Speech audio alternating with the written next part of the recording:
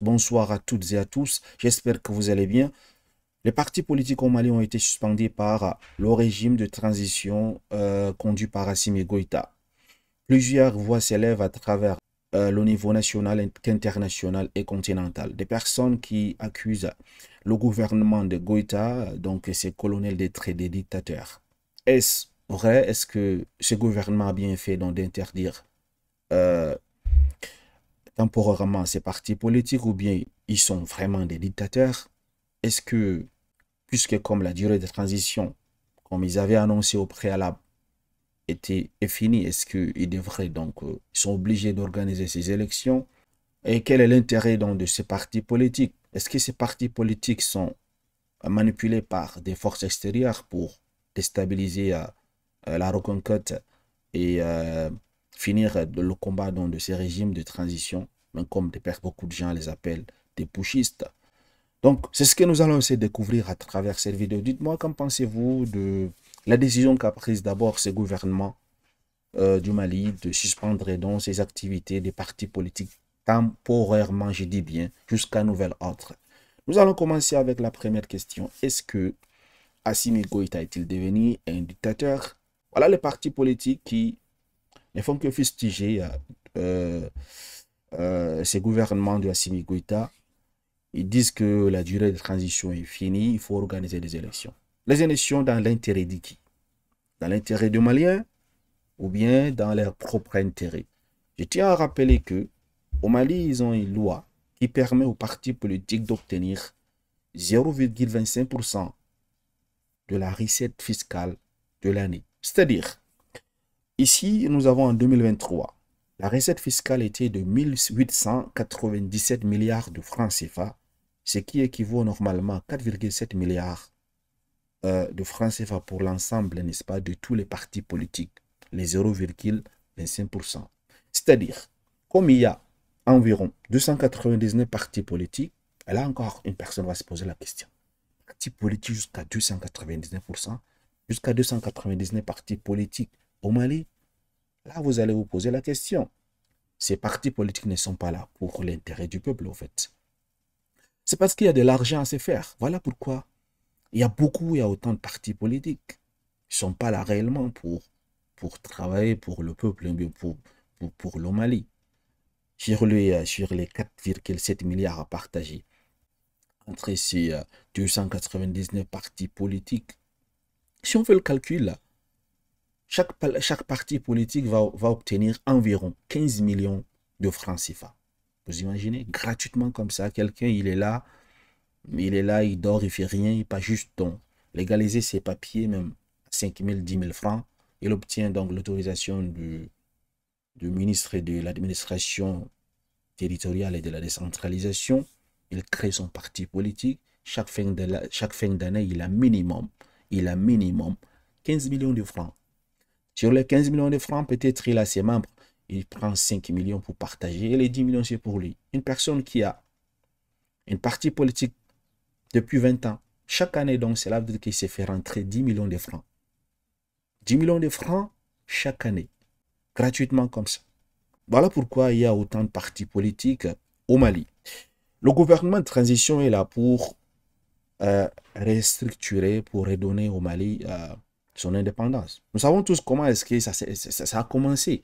Ça a commencé avec le problème des terroristes que les Français étaient venus pour finir avec. Mais 10 ans, 11 ans, 12 ans, ça n'a pas fini.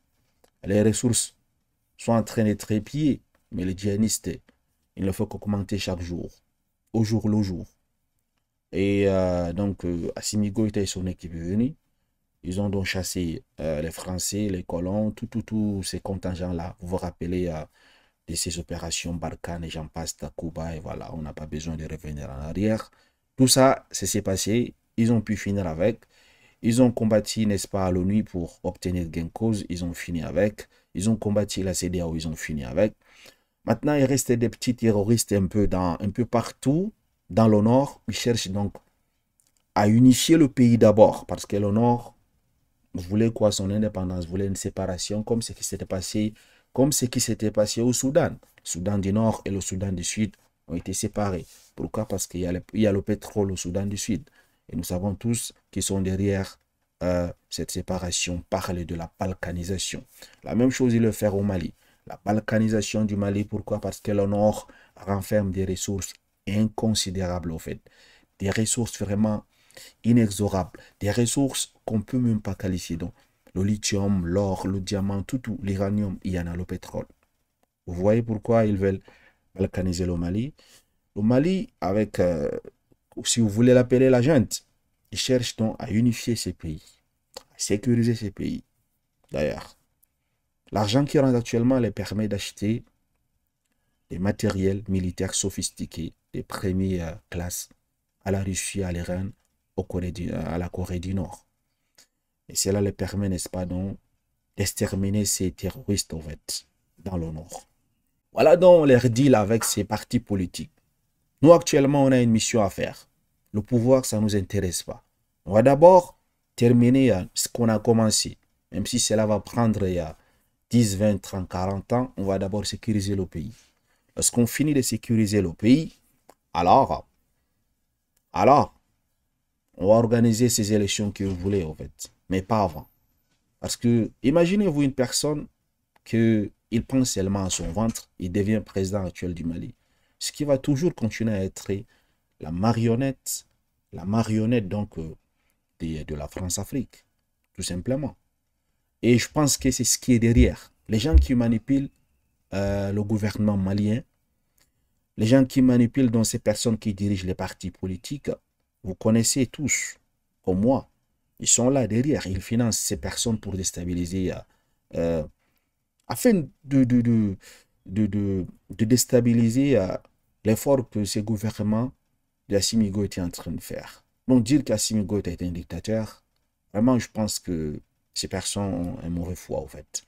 La deuxième chose, les gens posent la question en disant que ah, ils avaient dit que la durée de transition c'est 2 ans. Après cela, ils vont organiser les élections. Ouais, ils ont expliqué pourquoi, n'est-ce pas, ils n'ont pas respecté cette date parce que déjà ils avaient les pressions de la part des institutions sous-régionales comme la CEDEAO. Alors, la CEDEAO voulait une date précise pour les élections. Ils ont fixé, ils ont pris ces dates-là, là, voilà. Maintenant, les gens disent que ce gouvernement n'est pas sérieux, ils n'ont pas respecté ce qu'ils disent, ils sont devenus des dictateurs. Si c'est ce genre de dictature qu'il faut avoir en Afrique pour que l'Afrique développe, moi je pense que c'est une bonne chose. Pourquoi? Parce qu'une dictature qui vous permet de recouvrir votre indépendance, permet de sortir de toutes ces institutions maudites, vous permet d'abandonner la monnaie coloniale qui nous emprisonne, qui nous oppresse, qui ne nous permet même pas euh, d'importer des armes sophistiquées pour nous protéger. Nous savons tous que, comme je rappelle tout le temps, l'indépendance des pays africains ne passera pas, sauf si on est capable, n'est-ce pas, de protéger nos frontières, que ce soit militaires, terrestres et monétaires. Si on finit le combat de franc CFA, on finit le combat avec les djihadistes et sécuriser le pays. Il faut également sécuriser l'espace aérien. D'où il faut coopérer avec des pays qui veulent bien aider ces pays africains. Alors, je suis complètement d'accord avec la décision qu'a prise ce gouvernement du Mali. Et il y a beaucoup de pays à travers le monde qui n'ont même pas de parti politique. Mais ces pays, les citoyens, ils sont bien. Kadhafi a dirigé la Libye pendant combien d'années? Ils ont déjà une partie politique, mais tous les Libyens avaient les salaires, ils vivaient bien. C'est après la mort de Kadhafi, toujours, il y a des personnes qui ont été manipulées derrière pour renverser Kadhafi. C'est après cela qu'ils ont compris qu'eux, ils étaient sur le paradis sur terre, en fait. Après la mort de Kadhafi, ils regrettent actuellement. Et c'est la même chose. Ces personnes, s'ils réussissent à déstabiliser le Mali et à renverser ce gouvernement de transition, les Maliens vont bien comprendre que non.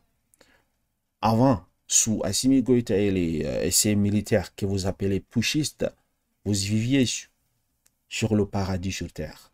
Vous étiez indépendant par rapport aux autres pays africains.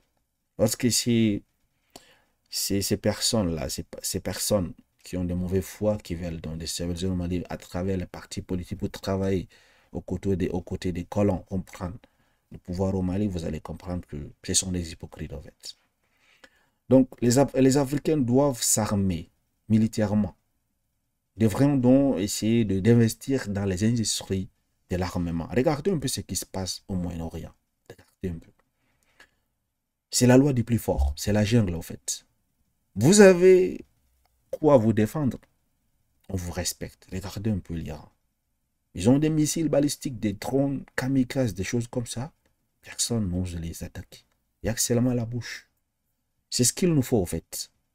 On doit passer à l'étape supérieure. Même s'il faut dépenser toutes nos ressources pour nous protéger, il faut qu'on le fasse.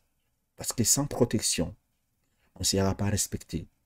Sans force et dissuasion militaire, l'Afrique ne sera jamais respectée. Donc, les gens qui crient aux élections, patientez, calmez votre mal. Et en patience, également les gens qui n'ont pas quoi manger et qui comptaient manger sur les partis politiques, qui n'ont pas de travail, cherchez votre travail, en fait, parce que cette transition va encore durer, en fait. Il y a beaucoup de choses à faire et n'en déplaise aux jaloux. Sachez réellement que les gars, s'ils sont là pour travailler pour vous, pour le peuple malien, ils ne sont pas des dictateurs, en fait. Ils ne sont pas des dictateurs. Ils peuvent pas changer les choses comme ça. Le problème de l'électricité au Mali, c'est pas maintenant que ça a commencé. C'est depuis, ça fait maintenant plus de 25 ans. Il y a toujours eu des problèmes d'électricité. Un président ne peut pas venir en 2 ans, il finit, il tue tous les djihadistes et les terroristes, il protège son pays, il chasse les Américains, les Français, tout le monde. En même temps, il résout le problème de l'électricité. Non, non, non, non. Il y a des étapes. Il y a des étapes, au fait. Ça va venir. Soyez patient et ça va passer. Merci de m'avoir suivi. Excellente journée à vous. Partagez massivement ces vidéos afin, n'est-ce pas, de conscientiser la population africaine. La même chose avec le Burkina Faso et le Niger, en fait.